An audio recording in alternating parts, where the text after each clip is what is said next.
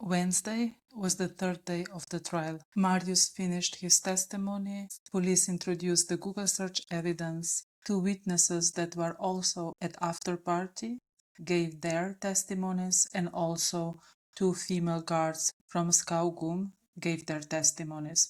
So let's go into the day 3. Marius' lawyer said that he is not doing so well, that it's really challenging for him. He is medicated in order to be able to get through the trial. Today he is dressed in a blue sweater with a zipper, and he ditched the glasses he wore the previous 2 days. He sits with his arm crossed and looks straight ahead. He said that he is spending a lot of time sitting in his cell, thinking. He told the court that he is tired today. His testimony regarding Skaugum case continues. Remember, he is charged with rape without intercourse. The prosecutor asked, "Did you drug her? Did you give her something that made her fall asleep?" "Never. I never drugged anyone, as far as I know." The prosecutor wants to know if he had some kind of arrangement regarding sexual intercourse and consent with other women. He said yes, that we have sex beforehand, and she said, "I'm exhausted, just keep going." Then I did that. "Why did you continue?" "I just wanted to come." "Is there a reason why you hadn't come yet?" "As I said yesterday, it takes a bit of time, especially when alcohol and substances are involved." "What kind of substances?" "Cocaine. I didn't intentionally wait until she fell asleep. I just wasn't finished yet." Some friend also sent him a photo from Skaugum woman, and Marius forwarded this nude photo to an acquaintance. And Marius said, "I should never have done that." Marius' testimony is finished, and then they move to his Google searches. The police officer Larsen presents the evidence. In 2015, he Googled rape, but he doesn't remember this search. Between 2019 and 2024, he Googled rape, drunk girl, pass out. And in September 2024, he Googled sleep rape, difference between assault, rape, and sexual assault, restraining order distance. Remember, he was arrested 4th of October 2024, so a month after he was Googling these searches. He said that he was hearing rumors that he raped a woman, so he Googled his name and the site Jodel and Reddit. On Reddit, there were totally crazy posts about it. I read everything that is written, not only in the media, but also in forums and social networks. This is what he said. During one interrogation, he asked that the camera are turned off, and he told them about these rumors. His browsing history contains videos with titles "Pass Out" and "Rape", but he was never entering any illegal web pages. Policeman Larsen explained that he moved these videos from the Skaugum woman from his phone to his computer to a folder called porn. The recordings were made 7:12 a.m. and the folder was created the same day at 2:23 p.m. Police also brought up one of his searches, how much cocaine to kill average human. This search was 1st of September 2024. After the police finished, Marius asked if he can comment on the evidence, which is his right. He said in tears, "I think it's ridiculous to include this. I don't understand why you need to include this. What the hell does this have to do with the case?" And he said, "Yes, I was researching that to know how to kill myself." The police was unable to identify who ordered taxi, Marius himself or the woman.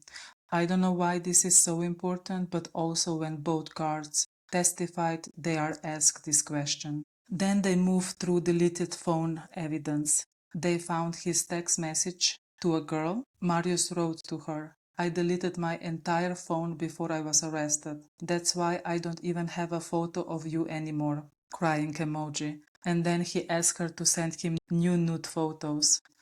The police explained that you can log into iCloud and choose what you want to delete.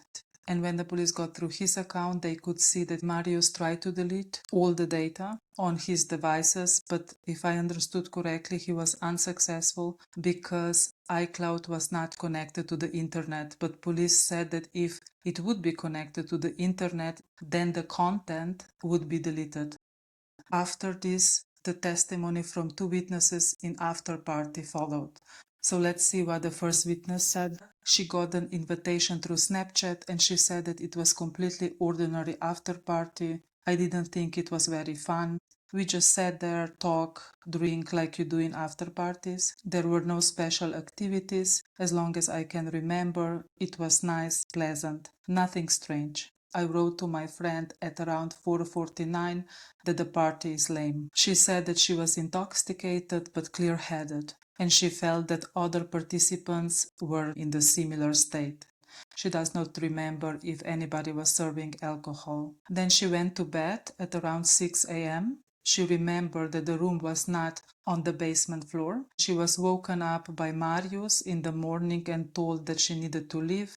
There were around 4 to 5 people living with her and Marius ordered minivan. After her, the next witness that attended the after party took the stand. She remembers that the basement didn't have much furniture, 2 sofas in the corner and a table in the middle. She believes that they play spin the bottle and that the Skaugum woman initiated the game, but the witness was not taking part. Did anything sexual happen between the participants? No, not that I remember, no. She also said that she didn't see that anybody used any intoxicants. But in the police interview, she said that people were drunk and behaving like idiots. But today, in court, she is disagreeing with that statement. She said I may have been a bit careless in the way I explained myself in the police interview. A bit strange, in my opinion. Why would you say that in police interview and then take it back? After these 2 witnesses, the guards at Skaugum Castle took the stand. The first guard was the woman, and this was one of the first times she was on duty. She was stationed at the post 3, this was near the kitchen entrance, right next to the barn. She saw taxis arriving at her door. She saw Marius and people that were invited to the after party, and she said that it seems like a good atmosphere. People were not really drunk, but they were tipsy, and she assumed that because one of them asked her if they can hold her weapon. Regarding the Skaugum woman, she said that she was pleasant and sweet, and she asked the guard, "Are you okay? Is it really cold? You are not freezing, are you?" To the guard, she didn't see completely intoxicated, but not completely sober. She led them in through the kitchen entrance, and then they disappeared. At some point during that evening, the guard heard a champagne cork pop and some cheering, and then it was over. The next day, there were a conversation between guard team that the Skaugum woman has asked for taxi. It's not completely clear here. She didn't ask this guard that testified for taxi, but this was the conversation among the guard team. The last witness of the day was also the guard from Skaugum. She said that Marius came out with a woman and said that he ordered a taxi. Some media report that he came out shirtless with a woman. This guard observed how they say goodbye to each other. She said that they gave each other a long hug. He looked at her, held her around the side and gave her a hug. It seems like they had a nice relationship. I remember thinking that it was a bit intimate, flirting, the way she understood the situation, that both of them were flirting, but she only saw it from his side. Marius went back inside, and the woman came close to her and they started the conversation. She said she doesn't remember how long it lasted, but it was around 20 minutes. She was very awake, talkative, she wanted to have a conversation. I thought that it was very pleasant, considering that I was standing there alone. I thought that they may have had a party or after party, but I did not notice that she was particularly drunk or slurring her words. She was awake, looking me in the eyes, and was completely normal. She drove away in taxi, she rolled down the windows and said, "Thank you for a nice conversation." That was the end of guard testimony. I think defense is aiming to prove that the woman was awake and that it was impossible that she was drunk because it was only 13 minutes when the last video was taken and when she was talkative, aware, and appeared normal.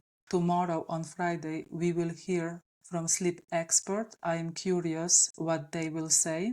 Subscribe if you wanna follow the trial with me, and we see each other in the next video.